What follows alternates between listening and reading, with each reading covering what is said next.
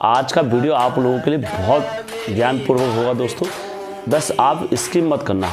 नहीं आपको किसी ने ऐसी काली माता के बारे में ना ऐसी जानकारी दी होगी किसी ने, और ना कभी कोई गुरु ने दी होगी। आप किसी भी गुरु से पूछना हमारे उत्तराखंड में, आपको काली माता के इतनी गहराई से कोई नहीं बता सकता जितनी गहराई से हेमचू पहाड़ी चैनल में आप लोगों को इन शक्तियों को प्राप्त करने के लिए और इन शक्तियों से खेलने के लिए इनके बीच में उतरना पड़ता है दोस्तों। तब सर दर्द का मंत्र लगाते हैं और बदन दर्द का मंत्र, दांत दर्द का टुटका लगाते हैं, जो भी करते हैं। तो ये एक मंत्र जरूर पढ़ देते हैं। काली कलकत्ते वाली माता की पूजा होती है, और जो हम अपने घर में लेकर आते हैं तो वो मसानी काली को लेकर आते हैं, शमशान वाली काली को लेकर आते हैं। उत्तराखंड घूमूलो क्या टिहरी क्या मुनशारी, उत्तराखंड घूमूलो क्या टिहरी क्या मुनशारी। हाचू हम पहाड़ी नीचू।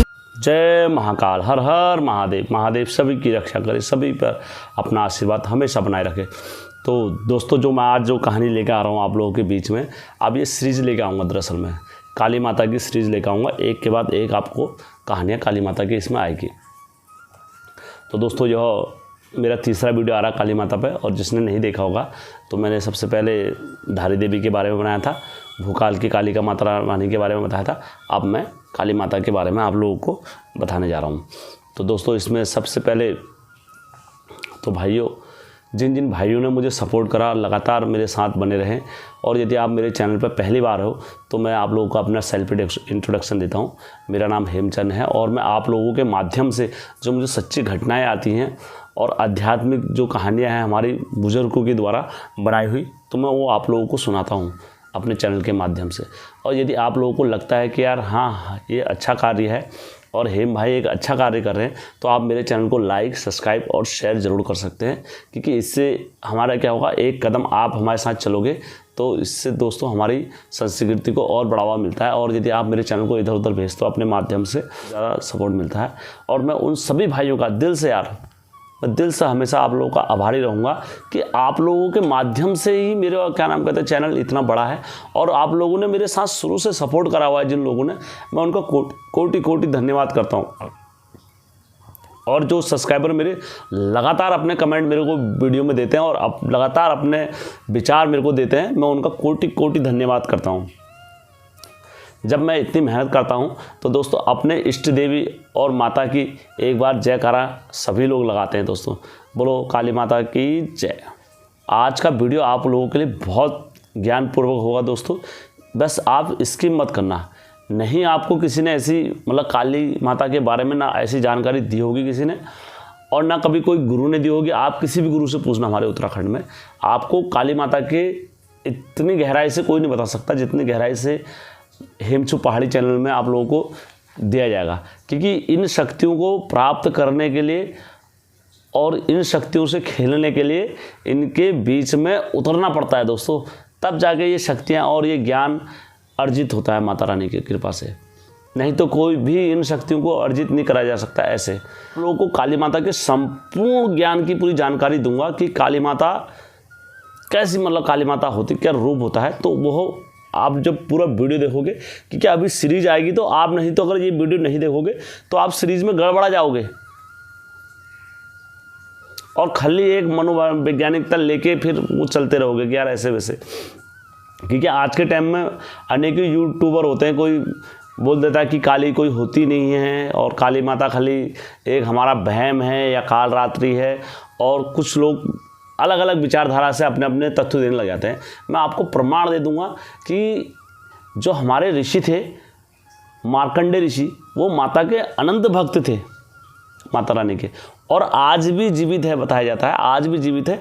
जो उनका स्थान था पहले, वो रानी बाग में था हमारे उत्तराखंड में, और यहीं पर वो तपस्या करा करते थे। जब बाद में यहाँ पर बहुत समय बीत गया था तो उसके बाद वो जंगल में चले गए थे। वो आज भी उत्तराखंड में मार्कंडे ऋषि का स्थान है, और आज भी वो जीवित हैं, और उत्तराखंड में वह स्थान पर दिखाई देते हैं। मैं आप लोगों को कभी ले जाऊंगा उस स्थान पर, ठीक है, अपने चैनल के माध्यम से। तो वह मार्कंडे ऋषि ने लिखी है कहानियाँ कि माता कालिका है, और बड़े बड़े ऋषियों ने, माता वैष्णो पुराण, ये पुराण की मैं बात नहीं करता हूँ, क्योंकि मार्कंडे ऋषि एक ऐसे ऋषि थे, वो साक्षात हैं, आज भी अमर हैं। मार्कंडेय ऋषि काली माता का रूप का विचार करते हैं, जैसे ध्यान करते हैं तो हमारे दिमाग में क्या आया था, काली माता के विकराल रूप आया था, लंबी लंबी जीभ और गले में कटे हुए सरों की माला और हाथ में खड़क, कपालधारी। तो ये सब माता का स्वरूप हमारी नृत्य में आया था। अब दोस्तों दरअसल माता की 2 शक्तियों में चलती है माता रानी। प्रथम पक्ष में जो चलती काली माता उसमें बहुत ही विकराल स्वरूप में चलती है, और ना ही काली माता के साथ में कोई चलता है। बहुत सारे बोलते हैं कि ये भैरव बाबा काली माता के साथ में चलते हैं, वीरभद्र चलते हैं और ये चलते हैं। काली माता के साथ कभी कोई नहीं चल सकता। काली माता अकेले चलती है जहाँ चलती है, ठीक है। मैं आपको बता रहा हूँ, क्योंकि बहुत सारे लोग बोलते हैं ना, अब हमारे गुरु जागर में भी लगा देते हैं कि क्या नाम कहते हैं, भैरव तेरे साथ में, ये तेरे साथ में। काली माता के साथ में कभी कोई नहीं रहता है। मैं आप लोगों को बता रहा हूँ, और मैं अभी आप लोगों को पूरे नाम से बता रहा हूँ किन के साथ में चलता है और किन के साथ में कुछ नहीं चलता है। काली माता स्वयं शक्ति स्वरूप है और आदि शक्ति है स्वयं, और वह शंभुनाथ को ही अपना पति मानती है और अपना आराध्य मानती है, अपना ही इष्ट मानती है। बाकी उनको रोकने की शक्ति धरातल में किसी पे नहीं है, ठीक है। और आगे आएंगे, अभी आश्चर्य मत होना, बहुत सारे उतार चढ़ाव आएंगे कहानी में, मतलब काली माता की सीरीज में। क्या आप बोल दे यार नहीं आपने तो ऐसा बोला था, ये ऐसा नहीं हो सकता, कि मैं आपको बताऊंगा कि काली माता कैद भी हुई है, कैसे हुई है इसी सीरीज में बता दूंगा कि काली माता को कैद भी किसने करा है। तो मैं सब चीज़ आपको सीरीज में बताता हूँ। तो जो प्रथम पक्ष की जो काली माता होती है, मैं उस और ले चलता हूँ आपको। प्रथम पक्ष की काली माता में कौन कौन रहते हैं? महाकाली, क्रोध काली, चंड मुंड काली, रक्त बीज काली, शमशान साधना काली, दक्षिणा काली, मात्र काली, भद्र काली और काम कला काली, और बहुत सारी आदि फिर इनमें जुड़ते रहती हैं। लेकिन ये जो कालियाँ हैं इनके साथ कभी कोई नहीं चलता। ये काली माता के साथ, ये काली माता अकेले में चलती है, ठीक है। ये काली माता हमेशा, मतलब इनके साथ में कोई खड़ा होने की भी ताकत नहीं रखता। स्वयं कोई भी देवता आएगा तो वो डर जाएगा काली माता के स्वरूप को देख के। काली माता के हर कोई डर जाएगा, देवता भी आएगा, कोई भी, मतलब ये स्वरूप के सामने कोई नहीं आता है। ये काली माता के वो स्वरूप हैं। अब दूसरे पक्ष में है द्वावाद काली, मशाणी काली, मरघट काली, काली घाट की काली, अघोर काली, दैत्य काली, काली घाट की काली और काली मशाणी काली, रात की काली, दिन की काली, चांद की काली, सूरज की काली, पैताल की काली, जल काली, थल काली, आकाश काली।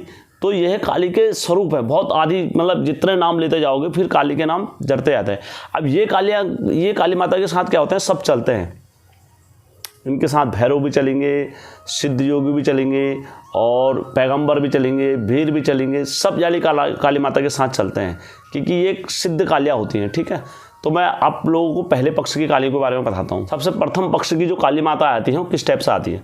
महाकाली, महाकाली स्वरूप। जिस टाइम पर माता काली ने महाविकराल स्वरूप रखा था तो उस वक्त उनके सामने सब देवता वगैरह इधर उधर भागे थे, त्राहिमाम हो गई थी। तो महाकाली ने विकराल स्वरूप रखा था, तो उस टाइम पर बुलाया जाता उनको महाकाली, ठीक है। फिर माता को क्या हुआ, बहुत भयंकर क्रोध आया, इतना भयंकर क्रोध आया कि उनके मुंह से अंगारे निकल रहे थे, कि जहाँ को जा रही थी माता रानी आग निकल रही थी। और आग निकलने के बाद क्या हुआ, पूरी धरती में हाहाकार मच गया, सब चलने लग गया। तो उनकी क्रोधा इतनी बढ़ गई थी, तो इनको क्या बोलते हैं, क्रोध काली। क्रोध, इनका काफ़ी क्रोध प्रचंड पहुँच गया था, तो ये सब काली स्वरूप में पहुँच गए थे। नंबर पर तीसरे पे दोस्तों चंड मुंड काली। जिस टाइम वो बोला जाता है, जिस टाइम इनने चंड मुंड इनको मारा था, दैत्यों को मारा था, राक्षसों को मारा था, तो यह इनके नाम चंड मुंड के नाम से प्रसिद्ध हो गई माता। तो चंड मुंड काली बोला जाता है इनको। चंड मुंड का जो सेनापति था वो एक रक्तबीज था, तो वह इतना, मतलब इतना शक्तिशाली था, तो उसको जितने बार मारते थे, कोई भी मारता था, तो उसके शरीर से अगर एक बूंद धरती पे गिरेगी तो एक नया राक्षस पैदा हो जाता था। तो ऐसे करते करते क्या हुआ, सारे राक्षस पैदा होते। तो माता रानी ने सुदर्शन चक्र चलाया तो 1000 रक्तबीज हो गए। फिर माता रानी ने अपना वज्र चलाया तो वज्र से मारा तो उससे 10,000 रक्त बीज हो गए। फिर माता रानी ने क्या नाम कहते हैं और अपने सुदर्शन चक्र चलाया, सुदर्शन चक्र से 10,000 मारे, तो उतने जितने रक्त की बीज पड़ते रहे रक्त जमीन पर, तो उससे क्या हुआ, हर एक बार नया रक्त बीज पैदा हो गया। तो सारे देवता डर गए थे उस वक्त, सारे देवता डर गए, सारे देवताओं में त्राहिमाम देवता ने सोचा सब हार गए, क्योंकि माता क्या हो रही थी, बहुत विकराल रूप में चली गई थी। और दोस्तों जब माता, उसका वरदान ही ऐसा था कि जितने शरीर में गिरेंगे तो ये सारे चल जाएंगे। तब माता रानी को अंत में क्रोध आता है, क्रोध आने के बाद विकराल स्वरूप में आता, तो माता रानी एक भी रक्त की बूंद जमीन पर नहीं गिरने देती है, सारी हलाहल विषपान कर देती है। तो तब से माता रानी को क्या बोला है, रक्त काली भी बोला जाता है, ठीक है, रक्त बीज काली बोला जाता है। फिर उसके बाद माता रक्त बीज जब रक्त पी ले तो माता कहाँ चलेगी, शमशान में चलेगी। तो साधना काली, मतलब काली माता बिल्कुल सामने में बैठ के, कोई सामने नहीं आया माता रानी के, तो वो शमशान में बैठ के पढ़ने के, तो साधना काली बुलाया जाता है माता रानी, साधना काली भी नाम पड़ा वहाँ से। उसके बाद क्या होता है, जब माता रानी क्रोध में चल रही थी तो भगवान शिव की छाती में इन्हें पाँव रखा, दक्षिणा पाँव रखा, दक्षिणा, तो इनको दक्षिणा काली वहाँ से बुलाया जाता, दक्षिणा काली भी बुलाया जाता माता रानी को, ये उनके नाम से बुलाया जाता। दोस्त जिस टाइम पर मात्र काली जिस टाइम पर उनकी महादेव की शिव की पुत्री जो थी अशोक सुंदरी थी, और उनके जो पति थे नवभुज थे, तो वो एक गुरु के वहाँ शिक्षा धारण करते थे। तो उस बीच में क्या हुआ, इनके वहाँ पर एक राक्षस आया, तो राक्षस को मारने के लिए जो माता ने काली रूप में गई दोबारा से, तो उसको क्या बोला था, मात्र काली बोला था, क्योंकि अपने बच्चों की रक्षा करने के लिए आती माता, तो मात्र काली रूप में होती है। भद्रकाली जिस टाइम पर दक्ष प्रजापति ने पूरा तहस कर दिया था, महादेव को वो कर दिया था, माता सती को मार दिया था, तो उस टाइम पर वीरभद्र अकेले पड़ गए थे युद्ध क्षेत्र में, तो वो भगवान विष्णु से युद्ध कर रहे थे वीरभद्र। तो उस वक्त क्या नाम कहते हैं, भगवान शिव ने माता काली को भेजा वीरभद्र की सहायता करने के लिए। तो स्वयं काली माता युद्ध क्षेत्र में आई थी, और उनने फिर सब लोग युद्ध छोड़ के भाग गए थे, आप लोगों को शायद देख लेना। तो माता कालिंगा की अपार शक्तियाँ थी, तो माता कालिंगा अकेला चली, तो भद्रकाली भी बुलाया था माता रानी को। फिर भद्रकाली भी, काम कला काली, मतलब माता क्या हो गई थी साधना में, मतलब इतनी साधना इतनी करी थी। जो दो इनके भगत थे मल्ला और मणि जो थे, इनने क्या कर दिया था, माता कालिंगा को कैद कर दिया था। मल्ला मणि ने, इन्होंने मंत्र तंत्र करके माता को अपने बस के अधीन कर दिया था, और माता रानी को जैसा कराते थे माता रानी वैसा करती थी मल्ला और मणि के कहने पे। तो ये मतलब ये सारी चीज़ें दी हुई हैं। तो इन्होंने क्या करा, माता को फिर वहाँ से छोड़ी माता। तो ये है काम कला काली का, जैसे माता रानी को काम कला माता का भी बोलते थे। तो माता कालिंगा अकेले जाती थी वहाँ पर, कहीं पर भी अकेले। अगर जिसने माता कालिंगा को सिद्ध कर दिया, तो ये रूपों को जिसने सिद्ध कर दिया, तो माता रानी अकेले ही उनकी शक्तियों का श्रृंगार कर देती किसी को भी।